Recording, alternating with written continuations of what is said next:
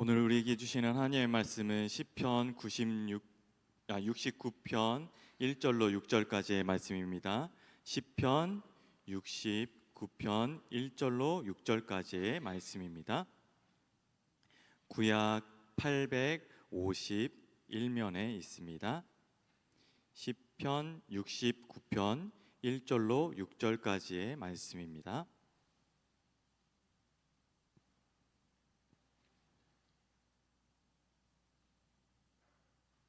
구약 851면에 있습니다.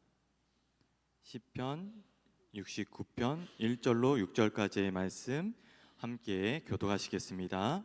하나님이여 나를 구원하소서. 물들이 내 영혼에까지 흘러 들어왔나이다.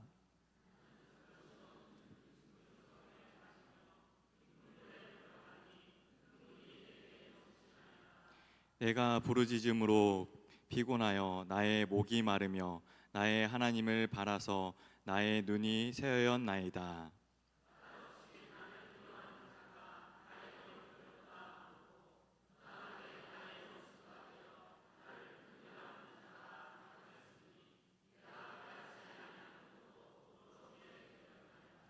하나님이여 주는 나의 우매함을 아시오니 나의 죄가 주 앞에서 숨김이 없나이다. 만군의 여호와여 주를 바라는 자들이 나를 인하여 수치를 당하게 하지 마옵소서.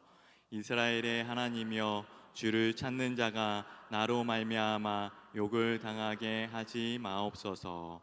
아멘. 우리 옆에 분들과 함께 인사했으면 좋겠습니다. 일주일간 주님의 자녀로 잘 사셨습니까?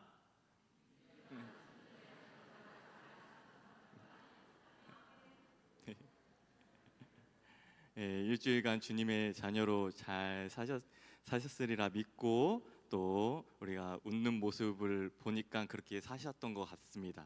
그죠? 네. 오늘은 기다림에 대한 말씀을 하고자 합니다. 이제 대림절은 이제 저희가 기다림의 절기잖아요. 그래서 기다림에 대한 말씀을 하고자 하는데 혹시 기다리는 것을 잘 하시는 분이 계신가요? 나는 기다리는 것을 잘한다. 얼마 전에 폭설이 와가지고 서울에서 한 3-40분 거리를 몇 배, 3시간, 4시간 걸린 적이 있잖아요.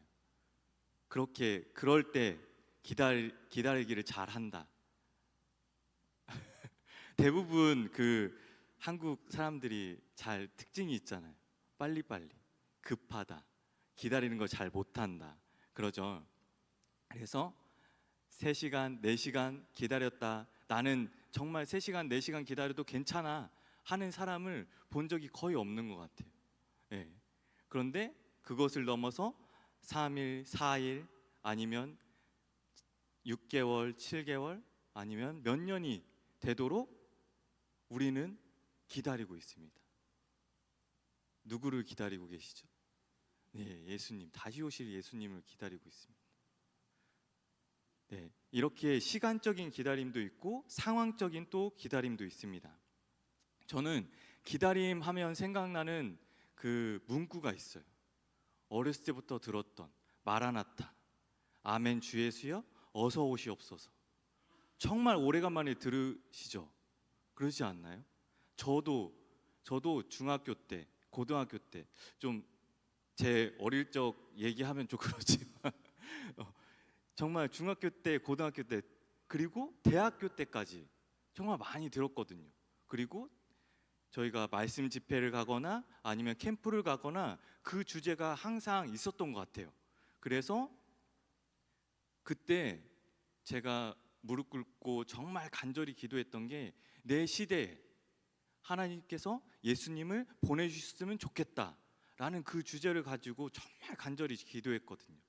그런데 제가 살다가 보니까 그것을 까맣게 잊고 있었던 거예요. 정말 좀 바쁘다는 핑계로, 그리고 항상 기도하지만 그 기도가 어느샌가 제 기도 제목에서 빠져 있었던 거예요. 그래서 오늘 말씀을 준비하면서 기다림에 대해서 준비하는데 이 말이 딱 스쳐 지나가는 거예요. 대림절 때 정말 우리가 평생에 기다리고 기다려야 될 그 분을 내가 잊고 있었구나. 내가 정말 그 기다림을 다시 한번 붙들어야 되겠구나 하는 그런 계기가 되었거든요. 그래서 오늘 말씀을 보면 이 기다림이 왜 여기에 적용되는지 한번 생각해 봐야 되는데, 정말 우리가 기다리다 보면 많이 우리 마음 가운데 드는 게 불평과 불만이에요. 그런데 그것은 어떻게 보면 그 상황에 초점을 맞췄기 때문에 기다림과 불평이 나오는 겁니다. 그런데 이 기다림을 다른 초점으로 맞추면 우리가 그 기다림에 인해서 평안이 되고, 그리고 기쁨이 되고, 정말 간절하게 기다릴 수 있거든요. 그 상황을 주신 분이 하나님이라는 그 생각을 가지고 초점을 그 상황에 맞추지 않고 하나님께 맞추면 그 기다림이 정말 우리에게 또 하나님께서 역사하실 것을 기대하고, 그리고 기쁘게 하나님과 함께 그렇게 기다릴 수가 있거든요. 그래서 오늘 말씀 시편 69편을 보면 다윗의 시입니다. 이 다윗이 평안할 때 이 시편을 지은 게 아니에요. 정말 쫓기고 쫓겨서 정말 절망 가운데, 어떤 분은 이 시편 69편을 보면서 얘기하셨던 게 절대 절망에 있는 다윗이라고 그렇게 얘기를 했거든요. 그렇게 표현할 만큼 극심한 고난과 고통 속에서 이 시편을 지었습니다. 그래서 이 다윗이 겪었던 구체적인 상황을 보면서 그 상황을 뛰어넘는 하나님이 역사하시는 기다리는 그 다윗의 모습을 보고자 합니다. 첫 번째로 생명의 위협과 절대적인 상태에 빠진 다윗이 그 상태를 노래하고 있습니다. 그 상태는 1절과 2절에 나오는데, 다윗이 마치 물에 빠져 익사직전에 있는 그 사람처럼 자신의 상태를 고백하고 있습니다. 이것을 쉬운 성경으로 보면 목까지 물에 찼습니다. 그리고 발 붙일 곳이 없는 깊고 깊은 수렁에 빠져 있습니다. 그리고 물속 깊은 곳으로 빠져 들어갔으니 큰 물결이 나를 휩쓸어 가고 있습니다라고 자신의 상태를 말했거든요. 정말 내가 몰려서 내가 숨 쉴 수 없을 만큼 정말 고통 가운데 있는 그 모습을 묘사하고 있었습니다. 그리고 그러면서 3절을 보면 다윗이 구원을 간절히 바라며 부르짖는 표현이 나옵니다. 목이 타도록 부르짖다가 이 몸이 지쳤다라고 그렇게 말하고 있습니다. 정말 부르짖음으로 피곤하여서 나의 목이 마르고, 그리고 하나님을 바라보는데 그 하나님이 보이지 않는 이 상황을 정말 간절히 그렇게 말하고 있습니다.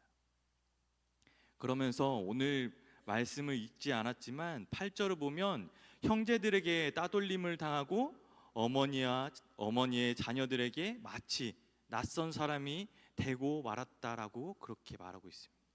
그것은 가족조차도 자신을 외면하고 있다는 그 상태입니다. 내가 어렵고 힘들 때 가장 먼저 생각나는 사람이 가족들이잖아요.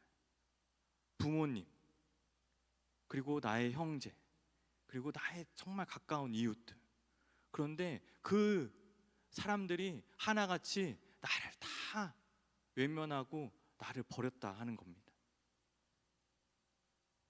그러면서 20절 말씀에 불쌍히 여길 자 바라는 자 없고 긍휼히 여길 자 바라나 찾지 못하였다라고 그렇게 말하고 있습니다. 다윗이 정말 잘 나갔지만 내가 고난 가운데 있을 때 나를 불쌍히 여길 자를 내 주위에 찾았는데 아무리 찾아도 찾을 수가 없다라고 그렇게 말합니다. 나를 긍휼히 여길 자를 정말 찾았는데, 내가 잘 나갈 때는 옆에 있었는데 내가 쫓기고 정말 구렁텅이에 빠져서 막다른 그 골목에 다다랐을 때는 나를 그렇게 긍휼히 여길 자가 내 주위에 없었다라고 그렇게 얘기합니다. 그리고 4절을 보면 까닭도 없이 나를 미워하는 자들이 나의 머리털보다 많구나. 그리고 부당하게 나의 원수가 되어 나를 끊으려 하는 자가 강하였으니 라고 그렇게 얘기하고 있습니다. 나를 긍휼히 여기고 나를 불쌍히 여길 자는 아무도 없는데 내 주위를 둘러보니까 내 머리털보다 더 많은 그 원수들이 나를 노리고 있고, 그 원수가 정말 강하여서 나를 도와주러 올 수 있는 사람 아무도 없고 라고 그렇게 말하고 있습니다. 그래서 이어서 나오는 그 말씀을 보면 내가 빼앗지 아니하고 물어주게 되었나이다 라고 말하면서 이 대적들이 다윗을 죽이려고 모함까지 하고 있다는 사실을 보여주고 있습니다. 이렇게 다윗이 고난을 받고 힘들었던 이유가 어떤 것이었을까요? 그것은 신앙적인 열정으로 인한 모욕과 조롱 때문이라고 그렇게 얘기할 수 있습니다. 다윗은 하나님을 향한 열정 때문에 오히려 사람들에게 비난과 모욕을 당하고 있었습니다. 7절과 9절을 보면 다윗은 주님 때문에 내가 욕을 먹고 내 얼굴이 수치로 덮였습니다 라고 말하면서 주님의 집에 쏟은 내 열정이 내 안에서 불처럼 타고 있습니다 라고 고백하고 있습니다.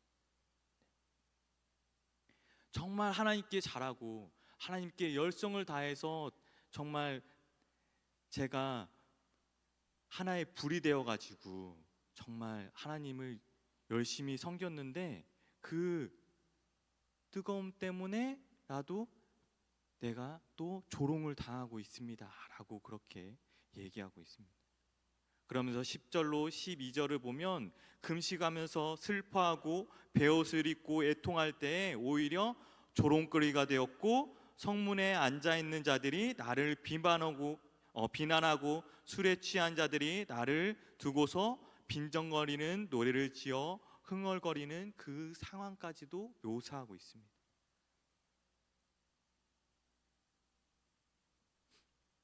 이처럼 다윗은 생명이 위협되는 그 절망적인 상황 속에서 가족에게까지 버림받는 그 고립된 그 상황 가운데서 억울하고 부당한 대적자들의 그 공격과 조롱 가운데서도 정말 피할 곳 하나 없는 그 고통의 시기 가운데에서 어떻게 하나님을 바라봤느냐 하는 겁니다. 하나님을 기다리며 하나님께서 나의 이 상황을 건져주시고 그리고 이끌어주시고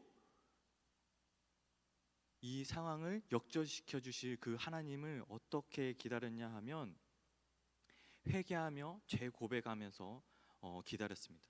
다윗은 자신의 죄와 우매함을 하나님 앞에서 숨김없이 고백하며 회개했을 것입니다.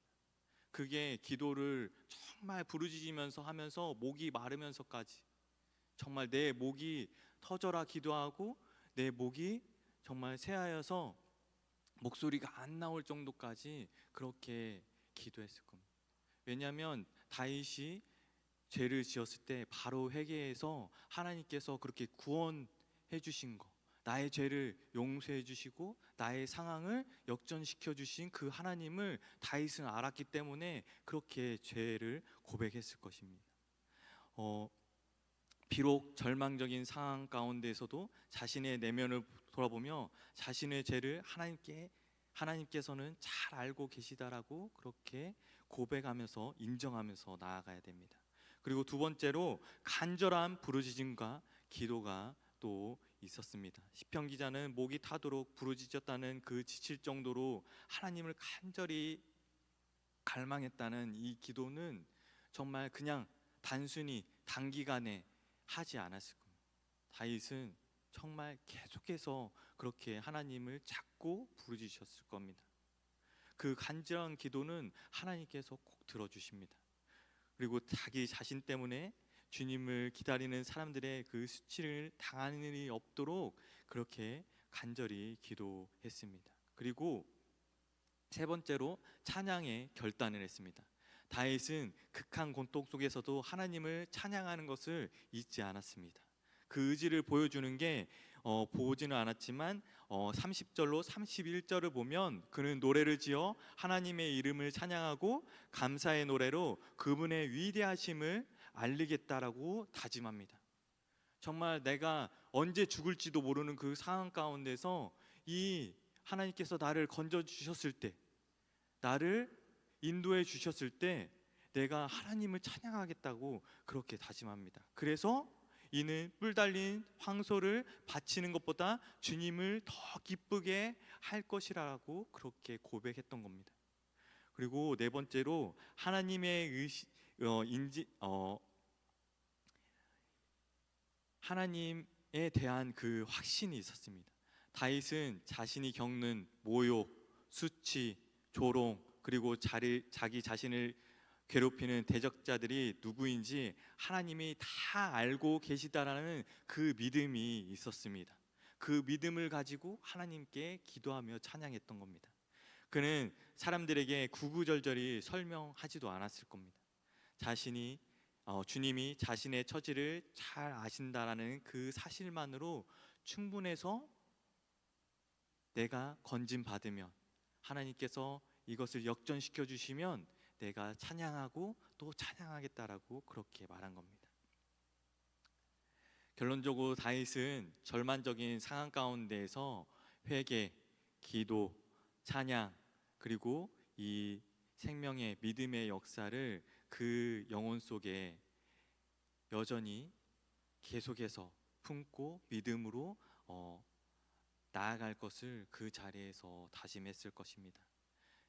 이는 환경의 여건이 절망적일지라도 예수님을 믿는 사람 안에서 있는 이 생명의 믿음의 역사가 있다면 상황이 끝난 것이 아님을 의미합니다. 이처럼 성도는 환경에 주목하지 않고 자신의 마음 중심에 겨자씨만한 이 믿음이 겨자씨만한 믿음일지라도 있는지 확인해보고 그 믿음을 붙들었을 때 하나님께서 역사해 주실 것입니다. 우리가 다시 오실 예수님을 정말 간절히 그렇게 기다리고 있잖아요. 저보다 오래 사신 분도 계시고 하지만 정말 2000년 때부터 하나님께서 다시 보내실 그 예수님을 간절히 계속해서 기다리고 계신 분들보다 더 저희가 기다리진 않았잖아요. 그죠? 정말 하나님께서 어떠한 상황 가운데에서도 그 오실 예수님을 우리가 기다리지만 우리는 이미 우리 가운데 성령님과 함께 하심을 믿으시기 바랍니다. 다시 오실 예수님도 우리가 믿으며 기다리지만 하나님께서는 그냥 너희가 이 다윗처럼 그 어려운 상황 가운데에서 힘든 상황 가운데에서도 혼자 두지 않았다는 것을 성령님을 통해서 저희에게 알려주고 계시거든요. 다윗이 정말 간절히 부르짖을 때 제가 정말 하나님 앞에 찬양하겠습니다. 그렇게 무릎 꿇고 회개 기도하며 그렇게 했던 그 다윗처럼 하나님께서 그것을 보시고 우리도 똑같이 어려운 상황 가운데서도 힘든 상황 가운데서도 이미 우리 옆에 계신 그 예수님, 그 성령님을 붙들면서 나아가시는 우리 성도님들 다 되셨으면 좋겠습니다. 그러면 그 상황이 보이는 게 아니고 함께 하시는 하나님이 보이기 시작합니다. 그러면 저희는 그 상황을 역전시키시고 역사하실 하나님을 바라보기 때문에 그 상황이 더 이상 우리의 장애물이 되지 않을 것입니다. 그리고 우리의 걱정거리가 되지 않고 불만과 불평의 거리가 되지 않을 겁니다. 그러면 하나님께서 옆에 함께 하시기 때문에 우리는 평안할 수 있고 기쁨이 되고, 정말 다윗이 그 절망적인 상황 가운데서 그렇게 고백했던 것처럼 우리가 찬양하면서 하나님과 함께 동행할 수 있을 것입니다. 그렇게 함께 동행하시는 우리 성도님들 다 되시기 바랍니다. 우리 말씀을 생각하면서 합심해서 이렇게 기도했으면 좋겠습니다. 어떤 상황 속에서도 생각과 그 관심, 시선을 주님께 맞추는 삶을 살게 하여 주옵소서라고, 주님의 일하심이 우리의 삶에서 이루어져 지길 간절히 기도하며 기다림에 지치지 않는 주님의 백성이 되게 하여 주옵소서라고, 우리의 삶 가운데 함께 하시는 이미 오신 예수님, 영광 가운데 다시 오실 예수님을 간절히 기다리는 성도님들 되게 하여 주옵소서라고, 우리 주여 한번 부르짖고 기도하시도록 하겠습니다. 주여, 하나님 아버지, 우리가 기다림의 절기를 보내고 있습니다. 이 대리인들의 이 절기 가운데에서 우리가 이 기다림이 어떤 의미를 가지고 있는지 다시 한번 생각해 보았습니다. 이 기다림은 주오실 그 예수님에 대한 기다림입니다. 아버지, 우리가 바랍니다. 아멘. 주 예수여, 어서 오시옵소서 하는 이 기대를 보고 우리가 우리 평생 가운데 주옵소서 아버지께서 믿음으로 나가여 주시옵소서. 우리를 위해서 이미 보내주신 그 예수님을 살아계시다. 예수님을 생각합니다. 정말 그 예수님을 만날 수 있는 역사를 가면서 나갈 수 있는 성령하는 아버지께서 하여 주시옵소서. 아버지, 이 시간에 지침이 없을 수 있도록 하여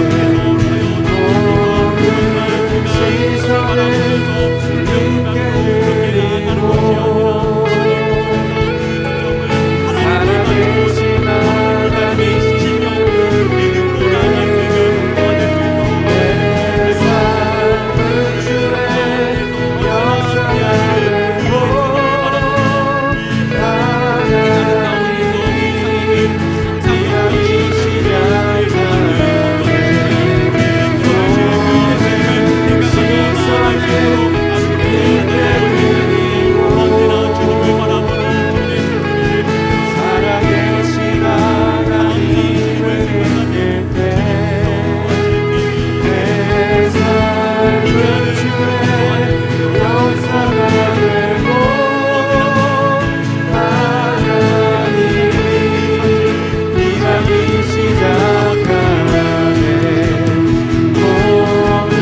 성도가 될 수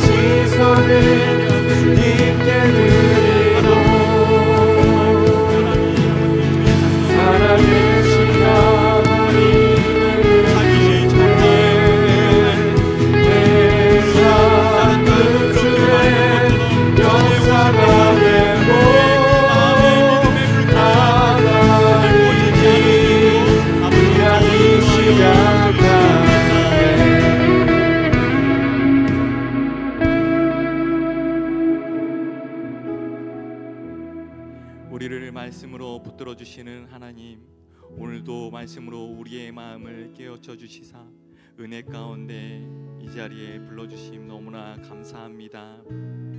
다윗이 절망 가운데 사망의 적으로 우겨싸움을 당하여 의지할 사람 하나 없이 주님의 손길을, 역사하심을 믿음으로 기다렸던 것처럼 우리의 삶도 기다림이 절망과 고통이 아닌 찬양이 되고 믿음의 고백으로 주님 앞에 나아가는 시간이 될 수 있도록 아버지께서 인도하여 주시옵소서.